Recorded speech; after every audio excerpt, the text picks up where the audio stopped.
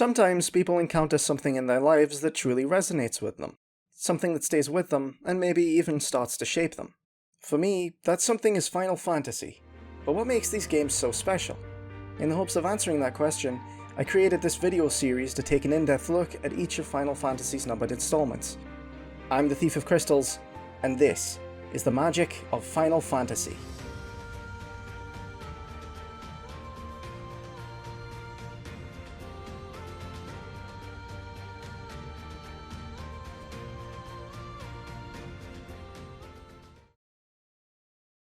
Something that fascinates me about Final Fantasy is that it's such a storied series with such a long history that it has different generations of fans, all with different favourites and perspectives on the series. Full disclosure, I'm effectively from the PS1 generation, though I was a late arrival given that 9 was the game that introduced me to the series. As a result, I have a special fondness for the PS1 titles, along with Final Fantasy X. I unfortunately missed the boat initially when it came to the earlier games, but I always respected them for paving the way of the series and for their own individual merits. Luckily, a friend of mine didn't miss the boat, and he's all about the older games, especially Final Fantasy I. I enlisted his help, and with some sagely advice from him, I got to experience the full scope of what the game has to offer. So let's head on back to where it all began.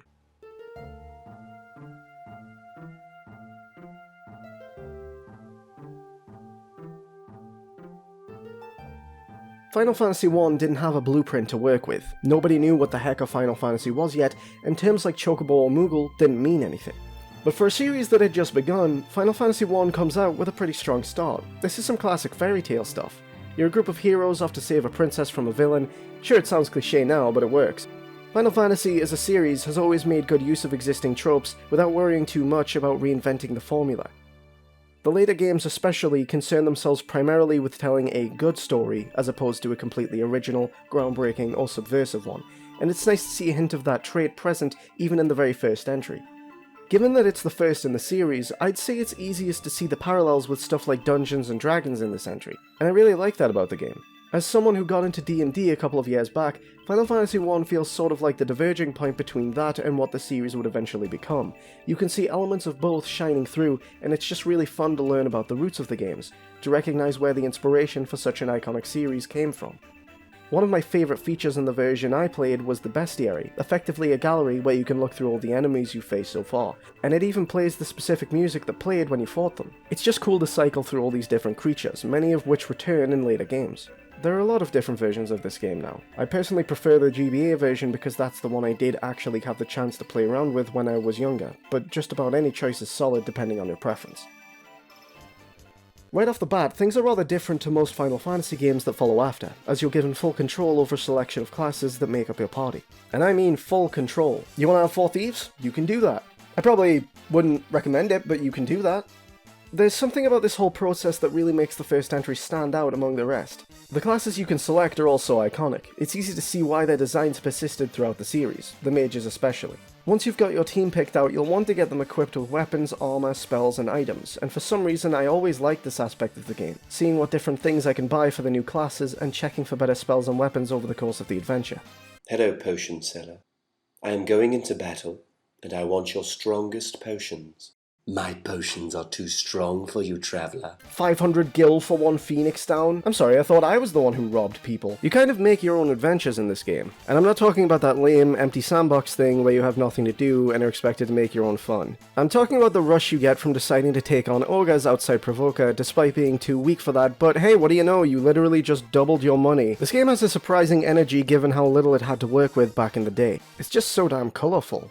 Hearing that battle theme kick in at full force is surprisingly exciting, and it's full of that retro charm that this game practically thrives on. That charm is evoked with each of the various designs of the monsters you fight and the locations you explore. And on the note of the battle theme, I feel like the music of this game really deserves a special mention because it was probably my favourite aspect of the entire experience. Granted, I'm pretty sure there isn't a single game in the series with a weak soundtrack, but even so. Another thing that makes this game for me is the different classes. They all feel vastly unique and come with distinct abilities and flavour to them.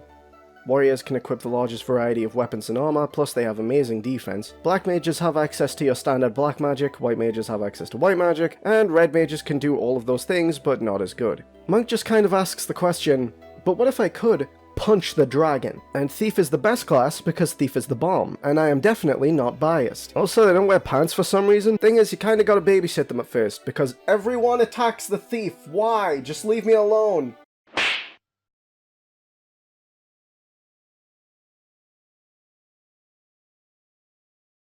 Oh yeah, thanks love. I later realized this was because I had the Thief in the top row and didn't actually put the Warrior there until about halfway through the game, so allow me to just turn in my Final Fantasy boy badge because clearly I don't deserve it. The fascinating aspect of playing this game as a fan who's more familiar with later games means I can sort of retroactively experience the various callbacks other games make to the original entry.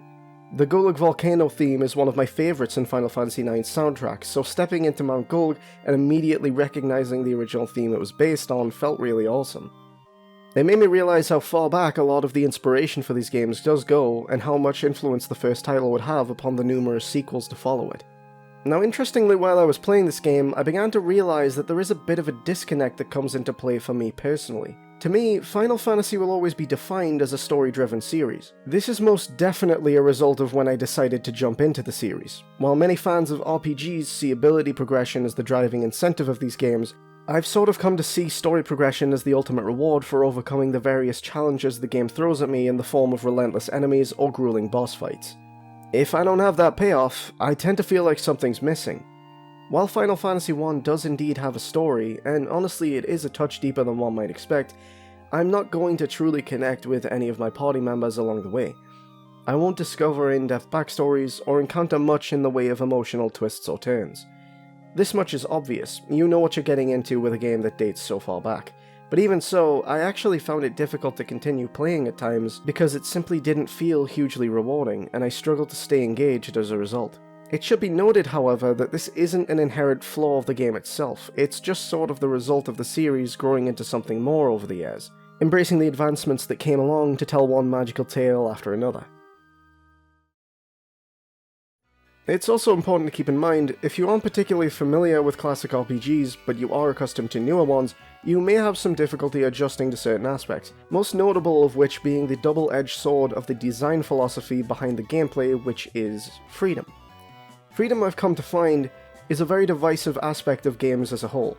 Some cling to it, but others prefer direction, a more straightforward approach. In a game as vast as an RPG, it can be easy to lose track of your overall objective. Final Fantasy I embraces freedom almost entirely, which can turn away those looking for a more structured game, especially when it comes to new players. The game doesn't always do the best job of conveying where to go next and what to do exactly. Alright, I have to go to a caravan? Yes, okay. Where is that? This brings me to probably the biggest issue I have with this game, which is the lack of coherent direction. It feels like once the early stages of the game are done with, you're expected to know exactly what to do in whatever given situation, even when you're left with zero context. This isn't so much of an issue in the earlier stages of the game, thanks to the dancer in Cornelia, who will give you a prompt on what you need to do if you talk to her. But eventually she just doesn't have any more help to offer, and you're left to question every NPC you meet in order to find your way on a quest where each step seems just as vague as the last. To be completely transparent, I probably never would have finished this game without advice and even a guide to point me in the right direction, and I find it both bewildering and impressive that plenty of fans managed to complete it on their own back in the day. I feel like it could take a brand new player going in blind about as long to complete it as it took me to make this video. Ugh, yikes. While this is a smaller and perhaps more personal complaint, the game unquestionably carries various visual and thematic elements that serve to define the series that followed, but at the same time, it's also missing a lot of that same identity. I don't feel as though much about the setting itself really elevates itself beyond standard fantasy fare, and that's perfectly reasonable given how long ago this game was made.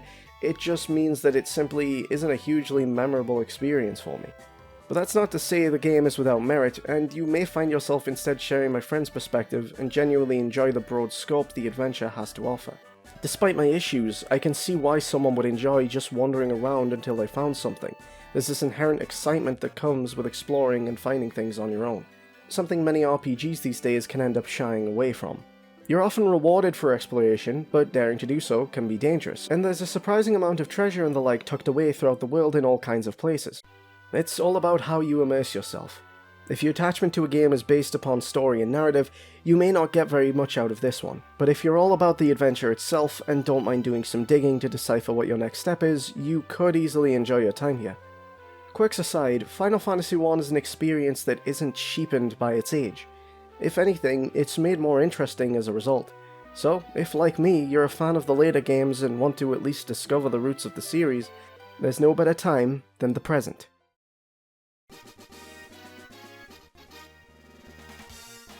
Thank you so much for watching.